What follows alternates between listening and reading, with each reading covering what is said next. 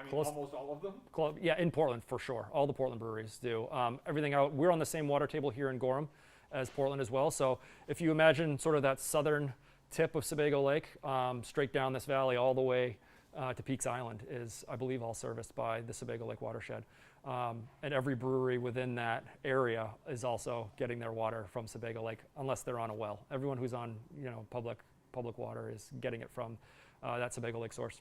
I mean, so just really quickly, I mean, all the breweries, for the most part, from what I've gathered, are pretty friendly with each other. Yeah, absolutely. But I mean, we're talking about, at least in the Portland area, Lone Pine, Rising Tide, Austin Street, Allagash, Definitive, Foundation, Battery Steel. That's the first 7 I can name off the top of my head. Hold on, I can do more.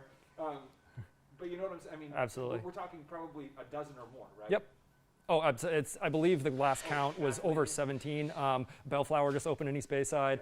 Banded Horn just moved up here to open a tasting room. There's, a large swath of the Portland economy, that is reliant on this to create this product. Reliant on the Sebago Lake water source to create their beer. So yeah, everybody in that area is kind of relying on this input to remain the same. I can't forget Geary's. Gary's is in there, absolutely.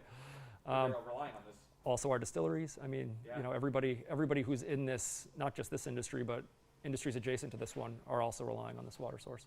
So it's critical that it stays the way it is, clean, protected, so on and so forth. Yeah. That's an understatement, I guess. Really what will happen is if the water source isn't protected, there's going to be a fair amount of investment that's going to have to go into treating the water or pre-treating the water before it makes its way down to the customer, which is going to entail, some sort of solids pre-treatment before.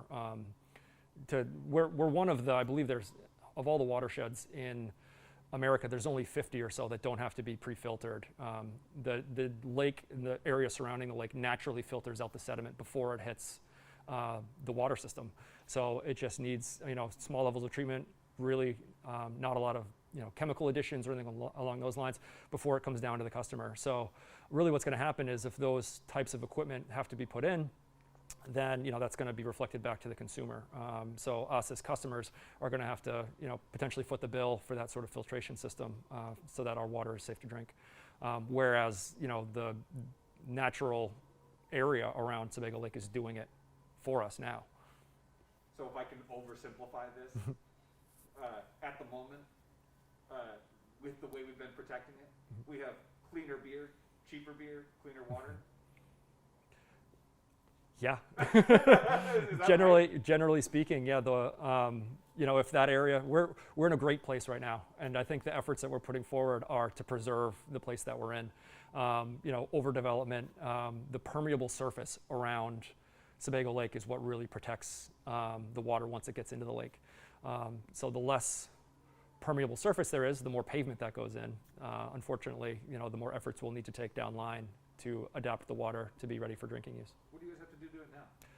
We get it into our system here. It comes into the facility. We give it carbon filtration just to remove the chlorine, and then it's ready for brewing. We do very little to it.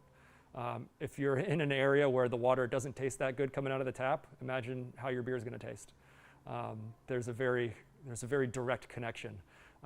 We as brewers would have to do a lot to that water in order for it to be suitable for brewing use if it didn't taste good coming out of the tap.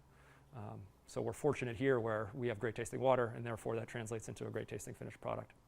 So when you think about that the water basically comes into your building, right. You give it one treatment and it's in your brewing system? That's right. What's your reaction to that? It's great. I mean, really what it does is it helps the smaller breweries who really, drive the neighborhood economies. It gives them a leg up because you don't have to make a massive investment into treating your water to make it ready for use. If you can come in and focus on your brewing and not have to focus on your water, the quality of everybody at a small level is lifted. So when we were starting, that was a great advantage to us, was to not have to focus on pre-treating the water. Whereas if we started somewhere where the water didn't taste as great, we've got to make that a focus before we can even, really start focusing on our beer.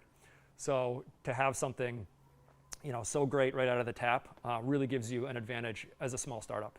I think is really where the advantage is. After if you're coming in with, the cannons blazing, as a big outfit, you probably have some money set aside for those types of systems. But as a small startup, and as Maine residents, where, entrepreneurs or do-it-yourselfers, and to be able to come out of the gate and not have to focus on water is huge.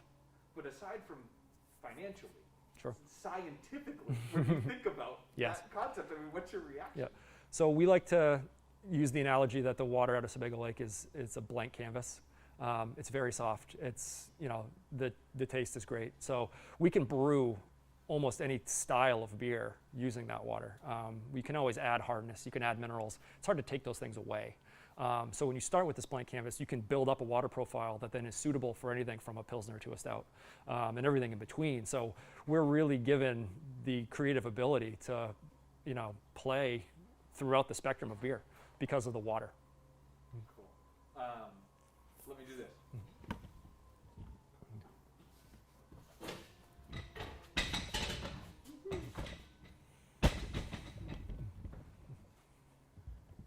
I'm going to come sit within 6 feet of you. Sure. No, I mean, well, sorry. You know what I mean. Yeah. A little bit closer. Turn this around for a hot minute so I can get myself positioned. See if I can see my own dome. Yeah, kind of. Let's do this.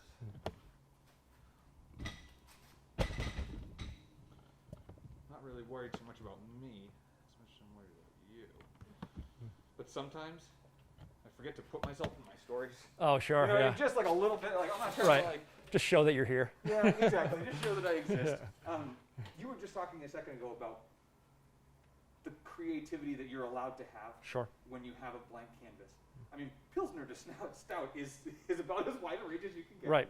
What has that allowed you to do in terms of, because I know that we've talked about this before, what has that allowed you to do in terms of experimenting, trying new things, bringing different varieties of things to market? Sure. I mean, we like to call it painting with all the colors. I mean, if you're able to create all these flavor profiles based on the ingredients that you're given, then why not kind of color outside the lines and try to push sort of that leading edge of craft beer creativity.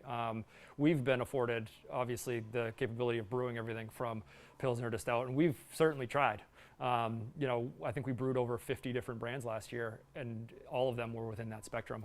And on top of that, now we have seltzer coming out, which if beer is mostly water, seltzer is even more water. That water presents itself even more in a product like this.